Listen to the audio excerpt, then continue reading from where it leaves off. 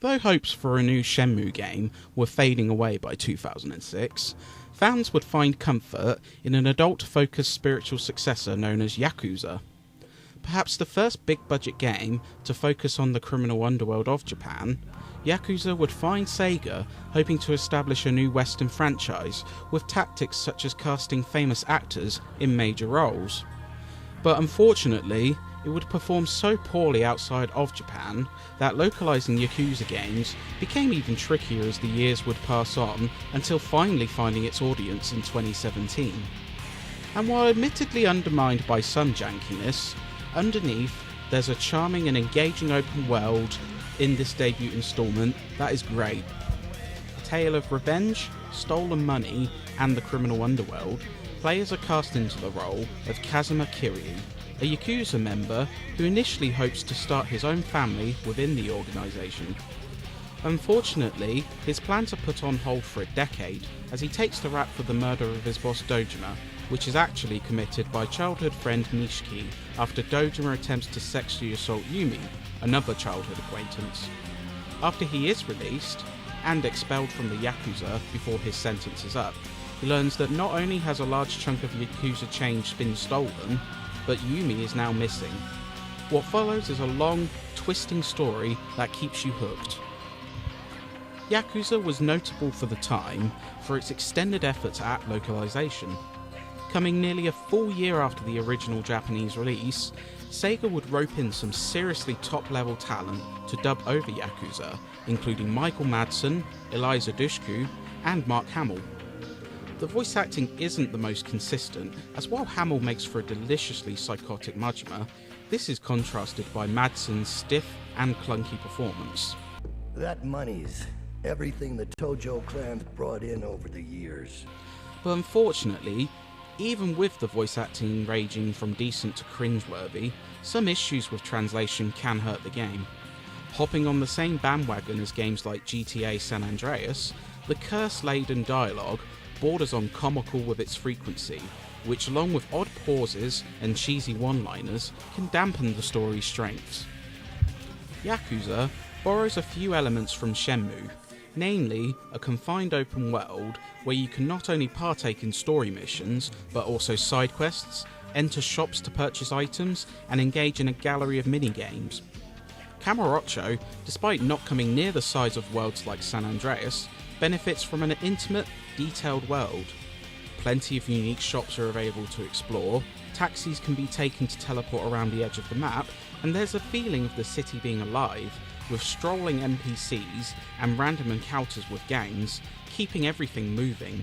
Even though you can't drive in this game, you won't miss it whatsoever. A majority of Yakuza's gameplay comes from beat-em-up style combat. Kazuma can perform punch combos, a kick to spread enemies, and evasive maneuvers. But not only that, you can also grab enemies and throw them, pick up objects in the environment to weaponize, and perform special finishes, which involve Kazuma dealing a particularly damaging blow while utilizing his surroundings.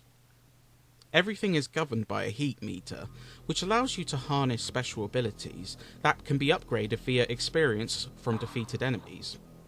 Combat is visceral, but can suffer from some issues.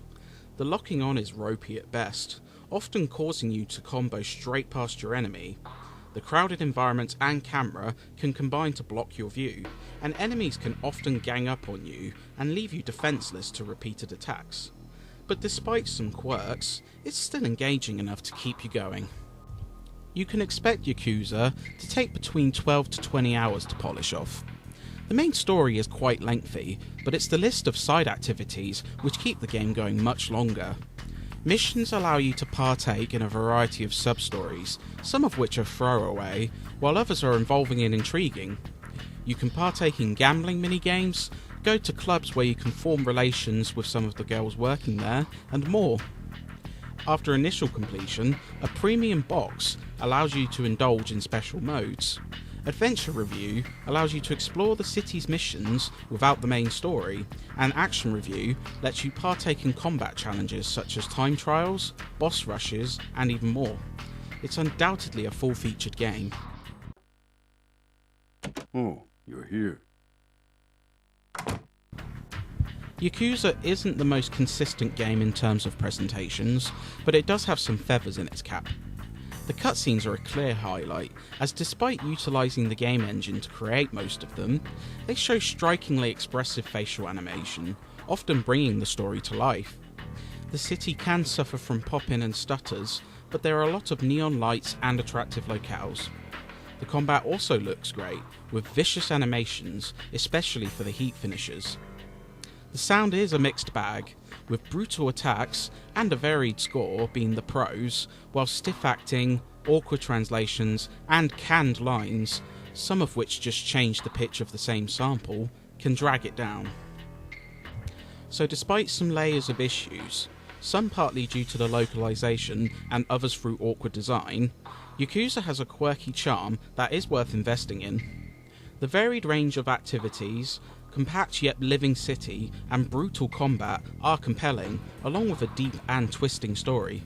The script and voice work can be spotty, and some of the game can come off as a touch clunky, but in spite of these issues, the dozen or so hours you'll spend with Yakuza's story will prove satisfying. It would prove a solid base for the series, which would only grow in time. Are you ready for me? Then step the fuck up. It's time to die.